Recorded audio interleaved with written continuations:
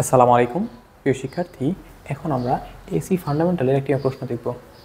প্রশ্নে বলা আছে, calculate the effective value of the current waveform in figure and average power delivery to a 12 ohm resistor when the current run through the resistor. অর্থাৎ এখানে একটা waveform দেওয়া আছে, এই ওয়েভফর্মের ইফেক্টিভ ভ্যালুর মান বের করতে হবে, অর্থাৎ ইফেক্টিভ কারেন্টের মান বের করতে হবে, এবং এই কারেন্ট যদি 12 ওহম রেজিস্ট্যান্সের মধ্যে প্রবাহিত হয় তাহলে পাওয়ার অপচয় কত সেটা বের করতে হবে।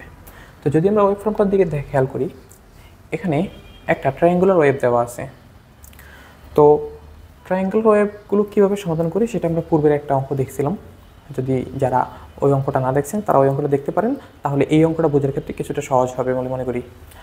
তো এখানে যদি আমরা ওয়েভটার দিকে খেয়াল করে এক পূর্ণ সাইকেল অর্থাৎ এক টাইম পিরিয়ড বের করতে চাই, তাহলে আমাদের যেটুকু বুঝতে হবে, 0 থেকে পজিটিভ দিকে একটা মান আছে, অর্থাৎ এখানে একটা ভোল্টেজের মান আছে, এবং এখান থেকে 0-তে এসে আবার নেগেটিভে আসছে, আবার 0-তে আসছে। সুতরাং এই 0 থেকে 20 পর্যন্ত এইটাই হচ্ছে একটা পূর্ণ সাইকেল। যদি আমরা এখানে দেখতে চাই, এইটুকু হচ্ছে আমাদের এক পূর্ণ সাইকেল থেকে আমরা লিখতে পারি t = 20, অর্থাৎ 20 সেকেন্ড হচ্ছে এক টাইম পিরিয়ড। এখন যদি আমরা 0 থেকে 20 পর্যন্ত ক্যালকুলেশন করতে চাই, তাহলে আমাদের তিনটা সরলরেখা নিয়ে ক্যালকুলেশন করতে হবে। একটা হচ্ছে এই সরলরেখা, আরেকটা হচ্ছে এই সরলরেখা, আরেকটা হচ্ছে এই সরলরেখা। এটা বাদ দিয়ে আমরা যদি 0.5 থেকে 25 পর্যন্ত অর্থাৎ এই 20 সেকেন্ড নিয়ে কাজ করি, তাও কিন্তু একটা পূর্ণ সাইকেল হয়, যেটা হচ্ছে এখান থেকে এইটুকু পর্যন্ত এবং এখান থেকে এইটুকু পর্যন্ত। আমরা যদি এই টাইমটা দেখি তাহলে দেখবো এখানে আসলে 20 সেকেন্ড হয়ে গেছে, এবং এখান থেকে শুরু হয়ে এখানে নেগেটিভে আসছে, নেগেটিভ থেকে আবার পজিটিভ সর্বোচ্চ দেখেছে, এখানে আসলে এক পূর্ণ সাইকেল সম্পূর্ণ হয়েছে। তো যদি আমরা এই দুইটা সরলরেখা নিয়ে কাজ করি তাহলে আসলে একটা ক্যালকুলেশন কমে যায়। যদি আমরা এই সরলরেখার হিসাবে আসি তাহলে যেটা লিখতে পারি, এই পয়েন্টকে লিখতে পারি আমরা আনুভূমিক দিকে 5 এবং উলম্ব দিকে হচ্ছে 10, 5, 10, এবং এই পয়েন্ট হলো আনুভূমিক দিকে 15 অর্থাৎ 15, নেগেটিভ দিকে অর্থাৎ উলম্ব দিকে হচ্ছে -10, -10। আর এই বিন্দু যদি হিসেব করি, এটা হচ্ছে 25 আনুভূমিক দিকে, উলম্ব দিকে হচ্ছে 10। তো আমরা তিনটা বিন্দু কল্পনা করে নিলাম এবং এইটার ঢাল বের করবো। যদি আমরা বের করি তাহলে যেটা আসে সেটা হচ্ছে খুঁটিদ্বয়ের অন্তর 10 বিয়োগ -10 +10 হয়ে যাবে, তাহলে 10 বিয়োগ 10 -10, তাহলে প্লাস হয়ে যায়। আর এখানে হচ্ছে 5 বিয়োগ 15। এখন যেটা লিখবো সেটা হচ্ছে আই, অর্থাৎ আমাদের ওই অক্ষের দিকে আই আছে, আই বিয়োগ 10, এখানে লিখবো সময় আছে x অক্ষের দিকে, অর্থাৎ t বিয়োগ 5, অর্থাৎ এই বিন্দুটাকে আমরা xy সাপেক্ষে লিখতে পারি। তো যেটা আসে সেখানে এখানে হচ্ছে 20 ডিভাইড বাই হচ্ছে -10, 20 ডিভাইড বাই -10, অর্থাৎ যেটা -2, যদি 2কে এটা দিয়ে গুণ করে দিই এখানে আসে t - 5 = আসে t - 10। এখানে যদি গুণ করে দিই -2t +10, এই প্লাস মাইনাস এখানে আসলে +10 হয়ে যায়, ইকুয়াল টু দ্বারা হচ্ছে এটা আই ছিল, আই, অর্থাৎ আই ইকুয়াল টু দাঁড়ায় 20 - 2t। এটাকে ঠিক রাখলাম, 10টাকে এখানে পাঠিয়ে দিলাম, আইটাকে লিখতে পারি, দুইটা যোগ করলে 20 - 2t। যদি আমরা আরও একটা রেখা দেখি তাহলে এখানে লিখতে পারি, এখানে যে মানটা আসে সেটা হলো খুঁটিদ্বয়ের অন্তর, যদি এটাকে x1 ধরি বা x2 ধরি তাহলে 10 বিয়োগ এই -10, তাহলে এখানেও +10 হয়ে যায়, এখানে থাকে 25 বিয়োগ 15,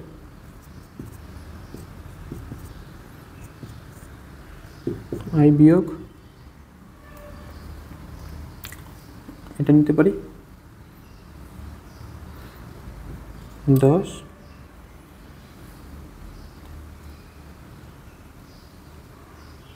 টি বিয়োগ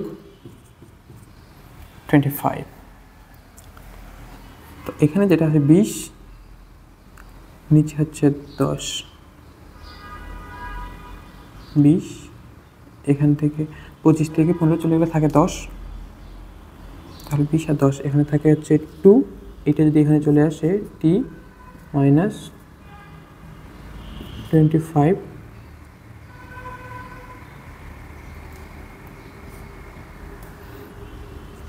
ইকুয়াল টু এখানে থাকে হচ্ছে আই বিয়োগ 10। যদি এটা গুণ করে দিই 2t মাইনাস 25 ইন্টু 2 50 প্লাস এখানেটা এখানে চলে আসে হচ্ছে প্লাস 10 ইকুয়াল টু আই। তো আই ইকুয়াল টু ফাইনালি যেটা দাঁড়ায় এখান থেকে 2t বিয়োগ 50 থেকে 10 চলে গেছে 40। এই হলো সেই দুইটা মান যেটা আমাদের লাগবে। এটা একটা আয়ের দুইটা মান পেয়ে গেছি। এখন এই আইগুলো আসলে লিমিট কতটুকু যদি আমরা এখানে লিখি, সময় সাপেক্ষে কারেন্টগুলো যেটা আছে, একটা কারেন্ট আছে 20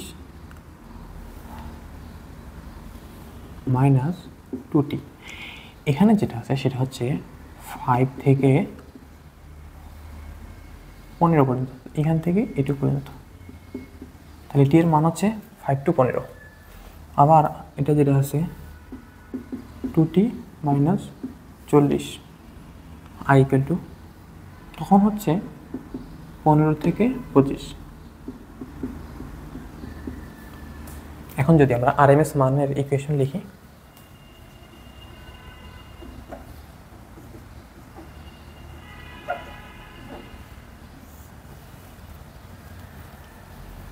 তাহলে লিখতে পারি 1/t integration I square dt, limit হচ্ছে 0 থেকে t, এটুকু লেখা যায়। যদি আমরা এখন মানগুলো বসিয়ে দিই 1/, আমরা জানি t এর মান হচ্ছে 20, এখন যেটাকে ইন্টিগ্রেশন করব সেটা হলো, প্রথমে যেটা করবো সেটা হচ্ছে 2t 20 minus 2t, 20 minus 2t integration হচ্ছে 5 থেকে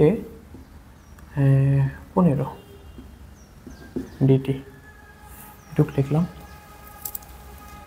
প্লাস আরেকটা হলো 15 থেকে 25, এটা হচ্ছে 2t মাইনাস 40 স্কয়ার ডিটি।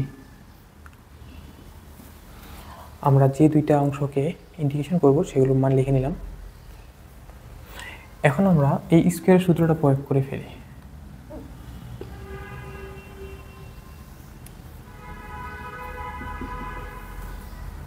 যদি সূত্রটা প্রয়োগ করি তাহলে যে মানটা আসে সেটা হলো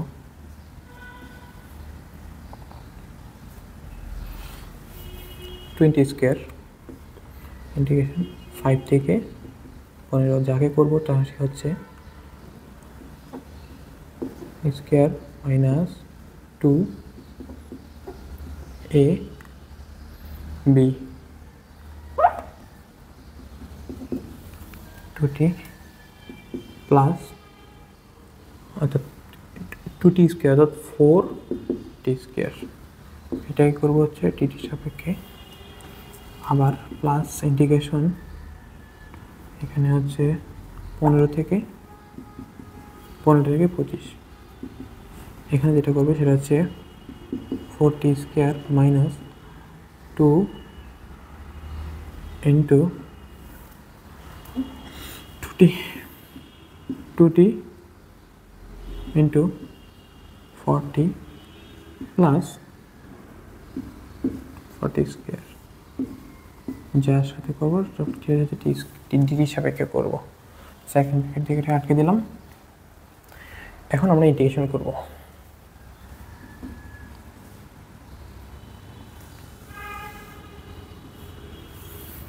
যদি আমরা ইন্টিগ্রেশন করি 1/20, এখানে আছে 20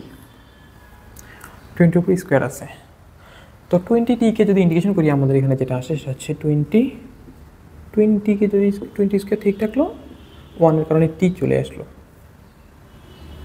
মাইনাস এখানে আসলে ফাইনালি যেটা দাঁড়ায় 2 × 20 40 × 2 80t-কে ইন্টিগ্রেশন করবো। 80t-কে যদি করি 80 ঠিক থাকবে, t এর জায়গায় চলে আসবে t² / 2। এখানে আছে 4t², তো যদি আমি 4কে ঠিক রাখি t² হয়ে যাবে t³ / 3। এখানে পাওয়ার হলো বা লিমিট হলো আমাদের 5 থেকে 15 প্লাস, যদি আমরা পরের অংশটা দেখি এখানে যেটা আছে 4t² আছে t³ হয়ে যাবে, t³ হলে 3 হয়ে যাবে। ইন্টিগ্রেশন সূত্র আমরা যারা ইন্টিগ্রেশন বুঝি আশা করি প্রবলেম হবে না। মাইনাস 2 × 2t × 40, অর্থাৎ 40 দুগুণে 80, 80 দুগুণে 160, অর্থাৎ 160t ছিল, তাহলে হবে t² / 2 প্লাস এখানে আছে 400, তাহলে 400 স্কোয়ার, তার সাথে ইন্টিগ্রেশন করলে এটা একটা টি চলে আসবে। তো এইটা লিমিট হচ্ছে আসলে আমাদের 15 থেকে 25 পর্যন্ত। এখানে যদি আমরা সেকেন্ড ব্র্যাকেট টি আটকে দিই, এখন এই প্রত্যেকটা অংশে টি যেগুলো আছে এই টিগুলোর মান হবে 15 - 5।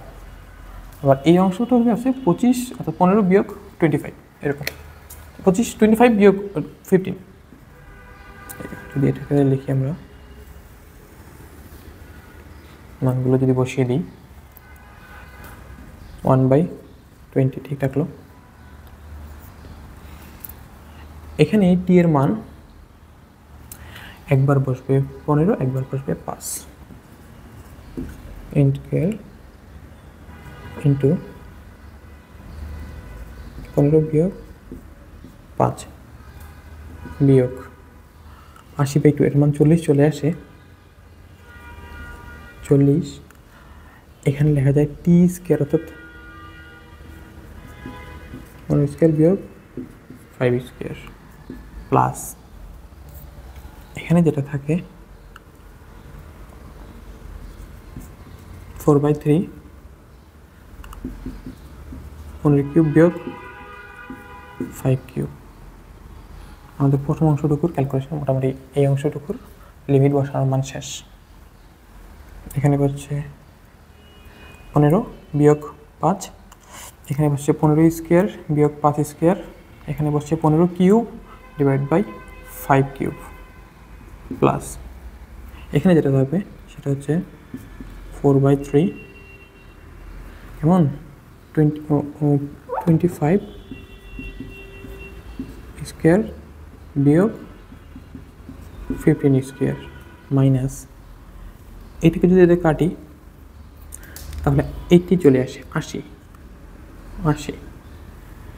80 সাথে যেটা থাকে সেটা হচ্ছে 25² বিয়োগ 15², অর্থাৎ এরকম 15², দুটা কাটা হয়ে গেছে। এখানে আছে 40², এখানে যেটা আসবে 25 বিয়োগ 15। এখন যদি এটাকে ক্যালকুলেশনে করি, ক্যালকুলেটরের মাধ্যমে সমাধান করি, তাহলে এটা যে মানগুলো আসবে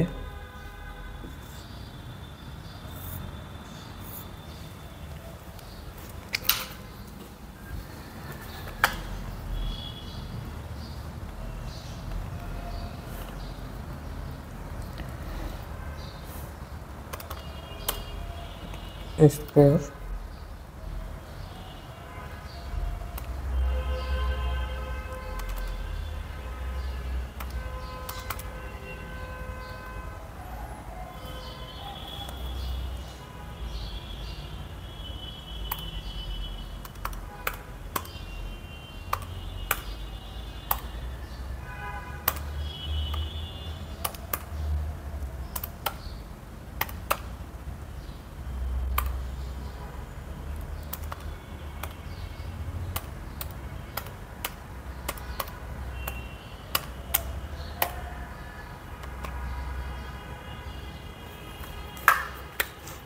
যেহেতু ক্যালকুলেশনটা অনেক বড়, আমরা একবারে ক্যালকুলেটর না করে দুইবারে করব।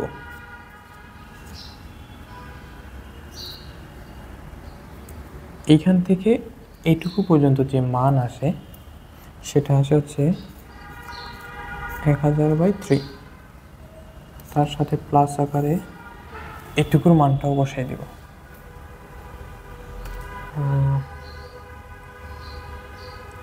এটাতে আসলে কিউব হবে,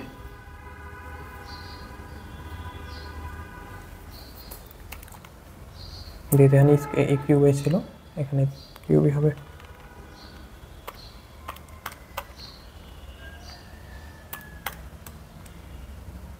এখানে যেটা মান সেটা 1000/3।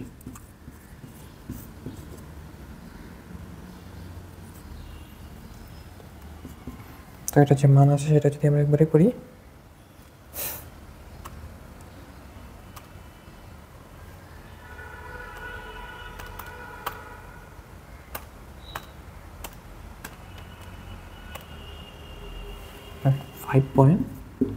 $5.775 এত অ্যাম্পিয়ার। এটা হচ্ছে আমাদের কারেন্টের আরএমএস মান। এখন প্রশ্নে বলছে যদি average power deliver two 12 ohm resistance when current through the resistance, অর্থাৎ এই কারেন্টটা যখন 12 ওহমের মধ্যে দিয়ে প্রবাহিত হয় তখন পাওয়ার কত। তাই আমরা পাওয়ারের সূত্র লিখবো এরকম, P=I²R। তো আই এর মান হচ্ছে এখানে 5.775 স্কোয়ার ইন্টু 12, তাই তো I²R। তো এখানে যেটা পাওয়ার আসে সেটা হলো স্কোয়ার ইন্টু 12, অর্থাৎ 400।